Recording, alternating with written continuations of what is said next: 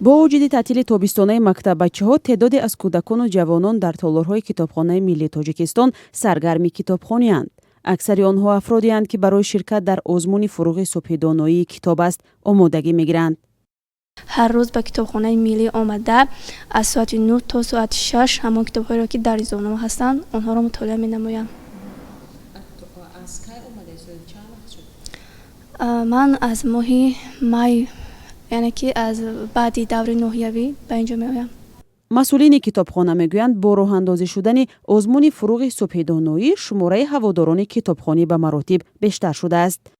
бархе донишҷӯёни дигар ба ин макон ба хотири мутолиаи китобҳое омада буданд, ки тахассусиянд ва дар китобхонаҳои дигари пойтахт пайдо карда натавонистанд. масалан ман ҳозир донишҷӯи курси шашуми донишгоҳи давлатии тибби тоҷикистон мебошам ва ихтисоси ман тибби профилактика аст. ман нияти эпидемиолог шудан дорам ва бисёртар китобҳое ки ба соҳаи худ эпидемиология зарур аст мутолиа менамоям. мисли манижа ва абдуҷаббор дар 6 моҳи соли ҷорӣ бештар аз 70 000 нафар барои мутолиаи китоб ба китобхонаи миллии Тоҷикистон ташриф оварданд. ин макони таълимӣ бештар аз 260 000 аъзо дорад, ки дар соли ҷорӣ 303 000 ба узвият дар китобхонаи миллӣ пайвастанд. раҳбарияти китобхона мегӯянд барои таъмини талаботи хонандагон дар соли ҷорӣ бештар аз 25 000 китоб хариданд. дар маҷмӯъ ба ҳолати 3 июни соли 2023 фонди хизматии китобхонаи миллӣ аз 3 405 734 нусха китоб ва дигар маводҳои чопӣ иборат аст. ана ин ҳамон шумораи аниқе ки дар китобхонаи миллӣ китоб доремо. ғунҷоиши китобхонаи миллӣ барои 10 миллион аст.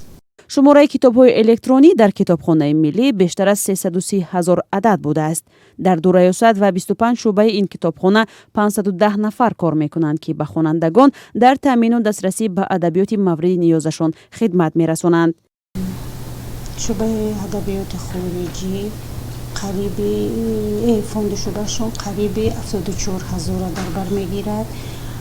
асосан дар ҳиҷо ва китобҳо ба адабиётҳое ҳастанд ки ба 34 забонокатӣ ҳастанд.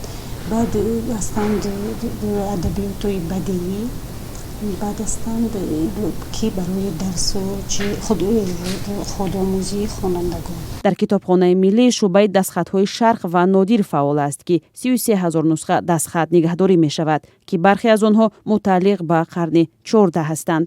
сайёҳони хориҷӣ барои тамошои дастхатҳои шарқ ва нодир зиёд меомаданд. ҳамчунин сайёҳони дохилӣ низ ба тамошои китобхонаи миллӣ таваҷҷӯҳи бештар доранд.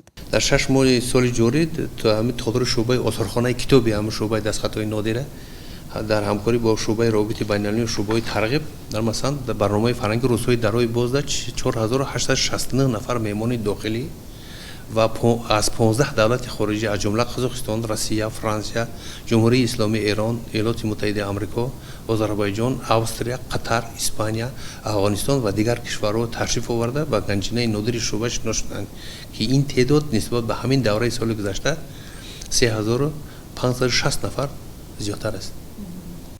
соли 2022 ҳукумати Тоҷикистон барномаи рушди китобхонаи миллиро тасдиқ кардааст, ки дар чаҳорчӯби он қарор аст барои 5 соли оянда барои хариду нигаҳдории китобҳо ва аз навсозии таҷҳизот 14 миллион сомонӣ ихтисос дода шавад. бинои нави китобхонаи миллӣ соли 2012 мавриди истифода қарор дода шуд, ки ҳадафаш ҷалби сокинон ба китобдориву китобхонӣ номбар мешавад.